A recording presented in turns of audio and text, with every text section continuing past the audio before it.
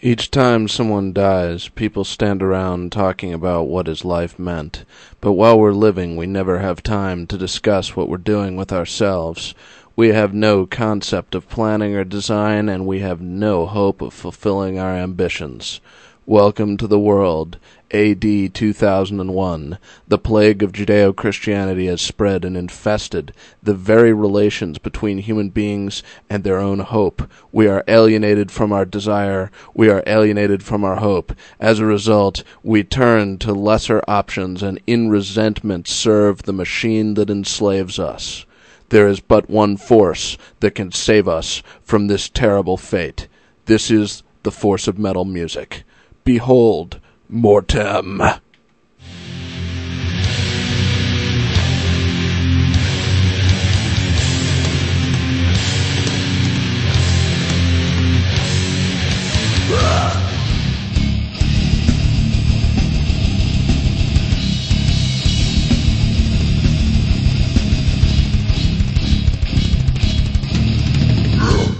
end of all time, the end of all life.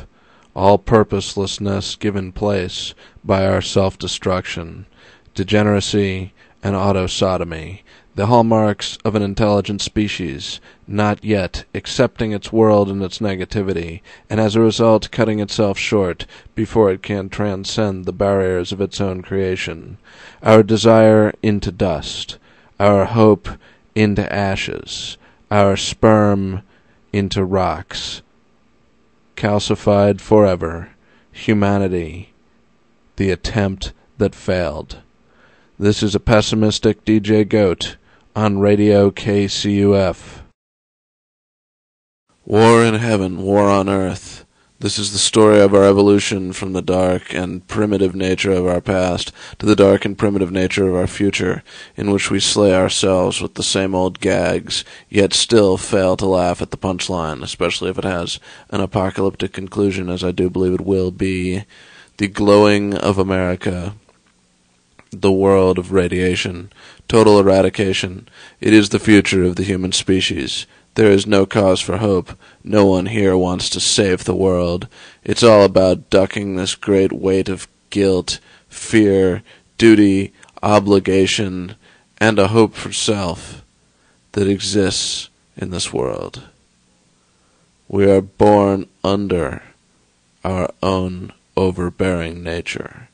We are slaves to our own fear and pain, addicted to these things which are so consistent, like a drug, or a paid lover, or a job. Society is the greatest hand job ever. And why does it matter? Because in reaching for the shit, we fail to reach for the stars. Death metal is all about one giant 1, 2, 3, fuck you, to the world of illusion and lies. Normalcy is a curse which can be eradicated by diligent thinking on the broadest topics possible.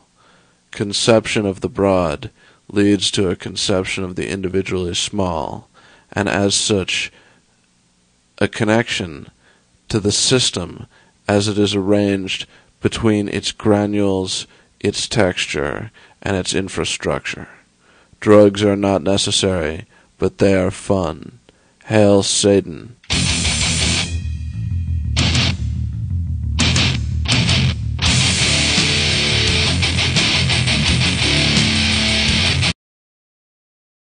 Welcome to Death Metal Theater on Radio KCUF. We're here for the dissolution of your soul. Come into our cavernous gateway and feel the transport of darkness upon you mortal as you are deconstructed and spread amongst the stars. Forever vigilant, now you have the time to think, to analyze an independent brain, to conclude its own reality. And soon you realize how inanimate you are, how much you are held back from reality. It is a conditioning, a virus, an idea that with will of its own will help you give away your will. Strength to resist, and then strength to fight the infection are what you need. This world is gripped by a sentimentalist nostalgia. People all around selflessly give away their lives and endure misery so that they might say, romantically, I let it all go for the sake of an ideal. Others live for lost loves, or the idea of love itself.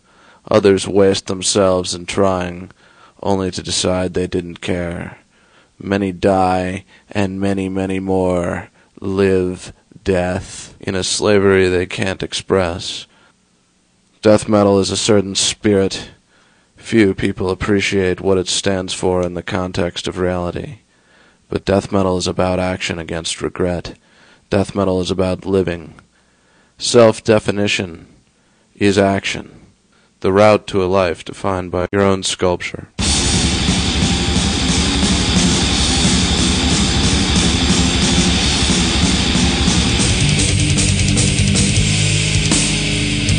Support the war against silence. This is Radio KCUF, and I am DJ Christian Sodomy. Here, after the barbecue of souls and innocence, the Christians have been thrust into the dark passageways of evil, now revealed as corrupted as they have been for a good long time. They are sent to prostrate themselves before the shadow of their death. These people, once proud and independent simians blessed with a brain of unusual size, are now shriveling reminders of the slug-like inside of each human soul when it is allowed to fester in the pit of inactivity and passive nihilism. These things are what make up our modern world, our slavery to our own self-doubt.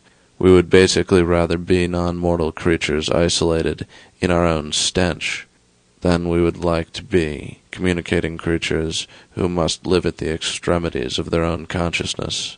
Our souls are crippled with a modern nostalgia.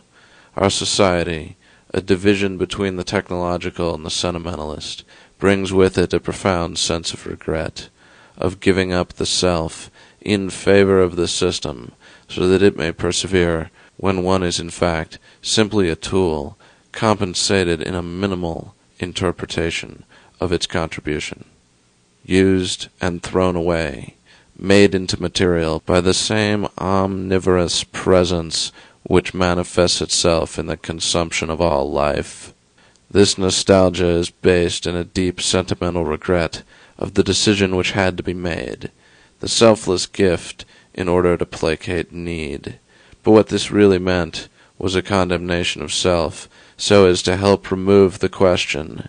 It is simple ape allegiance to a concept demanded by the leader, who for his great size and strength may indeed be the weakest of them all, the most unstable, never secure about what he has, or what he can do, but only needing more to consume something to stuff in the abyss.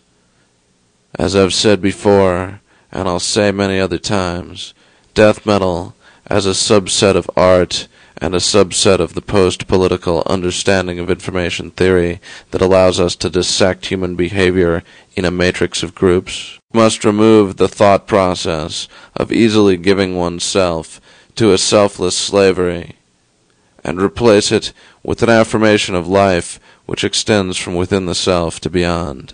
This is the true act of blasphemy. This is the ultimate expression of heresy, independence from God.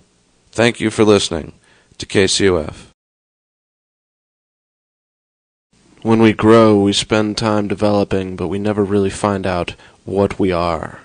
We use the word I to refer to ourselves, and still are nowhere closer to having any concept of what that imboundaries. Who are we? Where did we come from, and where are we going to? All questions forever in flux as we try to answer them on the fly, batting off 10,000 distractions and trying slowly to pull ourselves along the narrow rope we've tethered to some future endpoint as a method of deliverance from our confusion to our goals and fulfillment. But what are we? We are potential. In us each is much and many different potentials. The potential to anger, to kill, as much as the potential to love. The potential to burn and destroy, as much as to create with paint and glue and other gentle things. As we eat, so do we shit. As we are born, so do we die. As we live, so do we kill. Death metal is about the killing spirit inside of us, and how we cannot deny our inner beast, or we will fall prey to a far worse beast. If you look at the essence of Judeo-Christianity, you'll see a science based on the denial of life itself. In an abstract view that is arbitrary, it watches life, categorizes it, quantifies it, and finds ways to filter it so that the negative elements, the feared elements, the elements that reveal what is feared, do not peek through. In order to keep this showing secret and seamless, it has sealed itself with a nameless and massive fear. Guilt, obligation, and embarrassment, shame, these are the weapons of religion. The weapons of what stands against religion is empowerment, embracing death, and observing the abyss as a free-fall survivor. This is death metal, Adramlek, with Capturing the Eternal Lost.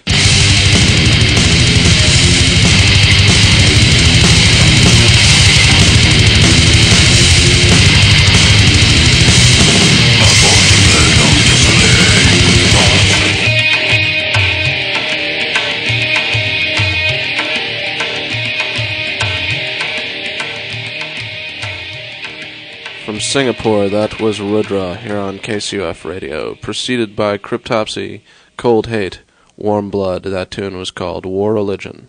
Seemed to be mostly an instrumental, but it had its own damning vocals describing the process of erosion by authority and control. We see how self-destructive humanity can be. Thank you for listening to KCUF. In human mythology, the devil has always taken a position similar to that of the seer. Blind in the ways of the world, he has a knowledge which cannot be seen by those anchored in the current corporeal presence. This knowledge comes from beyond, not from a framework necessarily laid on top of this world.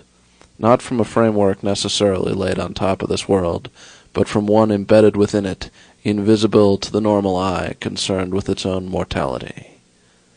In the modern time, as we recover from 2,000 years of a detour into materialist excess as brought on by Judeo-Christianity, there is a need for a new presence of evil in our lives.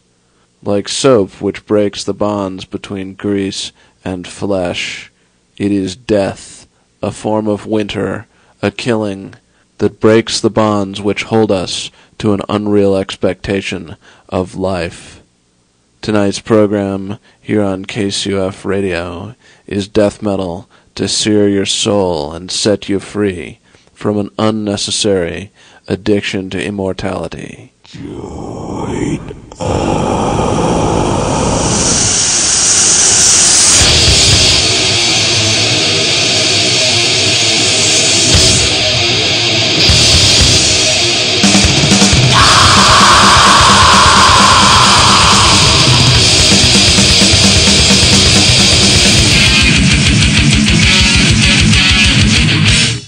KCUF Radio in the bowels of repugnance with another death metal show to take the top off your head, lift out your brains, and slurp them up with a disgusting sound of assimilation.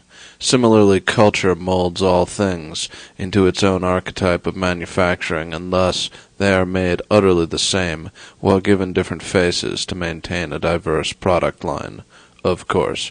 We started with Sadistic Intent, Conflict Within, then Sinister from their newest CD, Aggressive Measures. That was a song called Beyond the Superstition. Must refer to some massive, cataclysmic, and 2,000-year event in Western history. Following that was Possessed with Twisted Minds, and what faded out there most recently was Carcass, Incarnate Solvent Abuse. I could deal with some solvent abuse, or maybe just some THC abuse. But in any case, the abuse will continue, because we are about the abuse of the soul through brutal and destructive death metal, including that of the Swedish variety, such as Necrophobic.